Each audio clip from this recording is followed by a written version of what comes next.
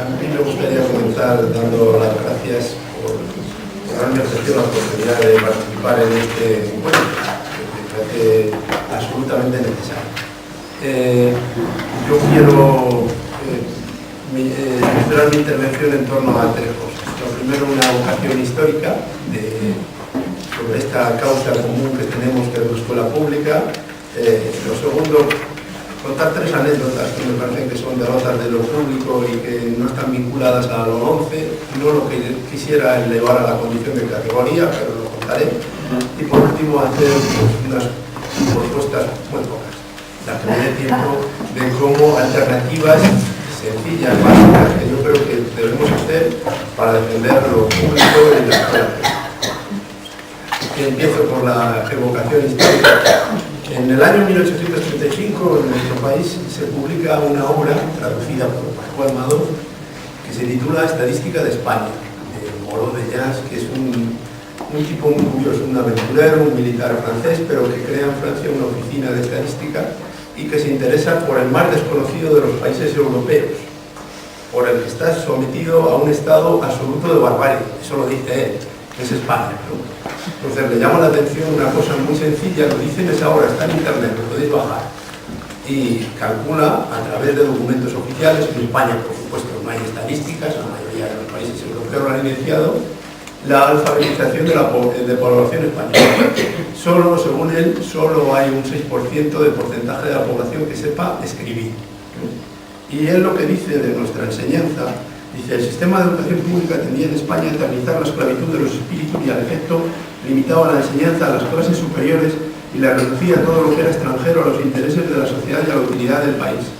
Dice: hace muchos años que los hombres ilustrados que ha producido la península reclaman una educación nacional, popular, gratuita, extensiva a todas las clases de la población, incluso a los habitantes de las campiñas. Hasta el día ha permanecido el pueblo privado de toda instrucción, excepto la que recibía del clero, y cuyo único objeto era el cumplimiento de sus deberes religiosos. Bueno, pues esa es la situación que tiene España, en contraste con otros países europeos, con la misma Francia, donde él da unas estadísticas de alfabetización que son al menos 12 veces superiores. Por eso hay que defenderlo. Y por eso hay que hablar del origen de la escuela pública y saber muy bien que hay cosas. Por ejemplo, lo público tiene un momento histórico trascendental. En noviembre del año 1789 se nacionalizan los bienes eclesiásticos por los revolucionarios franceses. ¿Qué es lo que ocurre entonces? Pues en Francia, incluso los hospitales de caridad y las escuelas, la educación, estaban en manos, como todo el mundo entonces, de la Iglesia, y aquello queda fuera, queda desasistido. El Estado toma la iniciativa e inicia un sistema público de educación primero, un sistema de asistencia pública también, incluso un sistema sanitario incipiente. La escuela pública, la sanidad pública son hijas de aquella decisión. Bueno, ahora yo creo que eso es una realidad histórica que ya he dicho que a mí me parece un logro absoluto, de los que devuelven la confianza en el género humano. Ahora paso a contar lo de las anécdotas que son derrotas de lo público estrepitosas y que son mías. Las voy a contar porque las he vivido y parten de mi propia experiencia. La primera de ellas es lo que me ha ocurrido en el comienzo de este curso escolar, en la clase del primero de educación infantil de Magisterio. Una clase, yo creo que de las mejores que he tenido en la vida. Tengo mucha suerte por haber sido, me considero un afortunado por haber sido profesor de ese grupo. Pero un buen día, no sé, llevamos una semana de curso, desde luego no dos. Y sale una discusión sobre los tipos de centros. Si lo público, lo concertado, lo privado, y siempre los alumnos dicen: no, lo concertado, dice ahí alguien, no es privado, eso es público, es concertado. Bueno, y entonces empezamos a hablar de lo público y de lo privado y de la titularidad de los centros. Y como han hecho el bachillerato, y el bachillerato no está concertado todavía, pues digo, pues esto es muy sencillo. Vamos a poner ejemplos de vosotras que habéis sido a quien sus padres, su familia le ha tenido que costear el bachillerato porque se ha ido a un centro privado. Entonces una levanta la mano, dice que le han costado mucho dinero a sus padres, la educación, que han tenido que sacrificarse mucho, que se lo agradece. Le pregunto qué centro ha ido y me dice que es al Andrés Laguna, que es un instituto público de allí. Le digo: hombre, tú no. Yo, a ver, alguien Vamos a ver, alguien del público que no haya pagado nada, y tal. Levanta otra la mano, otra alumna, y dice que no ha pagado nada, que ha ido a un sitio gratuito, le pregunto qué cuál, y me dice que el colegio Claret, que es una institución concertada, sí, privada. Bueno, pues, ¿qué ha pasado para que personas de 18 años que lleguen a primero de magisterio tengan esa confusión mental, que no sepan quién les ha pagado la educación, en qué sistema han estado, etcétera, etcétera? Han avanzado mucho a lo largo de todo el curso sobre ese tema. Realmente, eso es lo que ha ocurrido. Segunda anécdota. Llego a un colegio este curso, no, este es de finales del curso pasado, un colegio donde tengo alumnos de prácticas. Estaba haciendo la tutoría de prácticas y lo voy a visitar. Y me encuentro con un cartel nuevo. El cartel nuevo pone: prohibido el paso a toda persona ajena a este centro. Está a la entrada del colegio, es una foto, pero tenía que haber, si hubiera hecho la presentación, lo tenía metido aquí en la foto para que se vea que eso está en una escuela pública, por supuesto. Bueno, la tercera cuestión, tercera anécdota, que bueno, pues es reveladora de cómo estamos. Si los revolucionarios franceses levantaran la cabeza, los de la segunda época de la Jacobina, la revolución, ¿dónde llegaría? Bueno, en un instituto, esto no sé si se mantiene este curso o no, pero el curso pasado sí que se mantenía y venía de años detrás, un instituto público, de allí de mi barrio, no voy a decir en qué barrio vivo, por si acaso. Tienen un cartel que pone los 40 principales, con el logo de los 40 principales, y allí van poniendo las notas de los 40 mejores alumnos del centro clasificados. Cada trimestre lo van renovando. Yo ya he tenido varias conversaciones pedagógicas con eso, el profesorado del centro es entusiasta de la idea, ¿no? Que ha tenido consecuencias negativas hasta en miembros de mi familia, porque aparecen en esa lista, aparecieron alguna vez y fueron objeto de, bueno, de todo tipo de comentarios por sus compañeros. No, bien, esos son, bueno, solamente quería contar esas tres anécdotas, que son anécdotas, no hay que llevarlas más allá, para ver cómo nos hemos dejado arrebatar el ideal de la escuela pública. Porque evidentemente las tres anécdotas de las que estoy hablando hablan de la ignorancia de los factores de lo público, de la privatización de lo público, de la entrada de la competitividad y de los mecanismos de competitividad y de selección en la escuela pública, que es justo lo contrario de lo que debería ser la escuela pública. Bueno, ¿qué es lo que podemos hacer ante esa situación? Bueno, yo creo que esto es una carrera larga, esto es una maratón.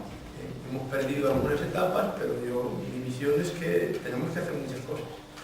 Una primera, yo lo he visto en la charla de Foucault, él ha sacado la Constitución ahí y ha puesto lo que pone en la Constitución. Hay que sacarlo y hay que fijarse en lo que pone ahí y reivindicar eso, aunque la Constitución la hayan contaminado con tantas cosas, con el artículo 135, eso que han revisado en el verano, esas cosas.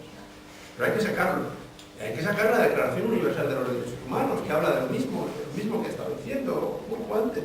O, por ejemplo, el artículo 27.2, que dicen los poderes públicos garantizan el derecho de todos a la educación mediante una programación general de la enseñanza con participación efectiva de todos los sectores afectados. Vamos, hay un incumplimiento absoluto de la Constitución. Bueno, la autonomía universitaria, que es un principio constitucional que viene en el artículo 27, ¿dónde está ya la autonomía universitaria? Si la controlan de cualquier manera. Bueno, si leemos eso, yo desde ahora en adelante hago el propósito de poner la Constitución y la Declaración Universal de los Derechos Humanos, lo que dicen sobre educación, llevarlo en clase, ponerlo en el despacho y hacerlo así, porque hay que defender eso. Y por supuesto hay que defenderlo en la calle, salir a la calle, aunque no cueste, aunque seamos no sé cuántos pocos, hay que aprovechar todas esas cuestiones y hacer encuentros como este. Y en esto nos han goleado. Antes hablaba Julio de que ha ido a muchas charlas de asociaciones de padres, es verdad, y yo voy a muchas manifestaciones, a muchas charlas y son de asociaciones de padres, y el profesorado estamos muy retrasados, muy rezagados en esa mesa. Bueno, cosas que podemos hacer dentro de la escuela. Yo voy a decir 4 cosas pequeñas y muy rápidas. Una, la primera, desarrollar la capacidad de argumentación de nuestro alumnado, trabajar la argumentación, que es una cosa que es revolucionaria. Ha existido una cosa este año y es pues, el nacimiento de una comunidad de aprendizaje. Y entonces he visto cómo los niños, aparte de luego trabajar, juzgan lo que han hecho unos, lo que han hecho otros y lo argumentan. Y claro, yo les he llevado a clase con mis alumnas, les han contado ahí lo que hay, lo que ellos hacen.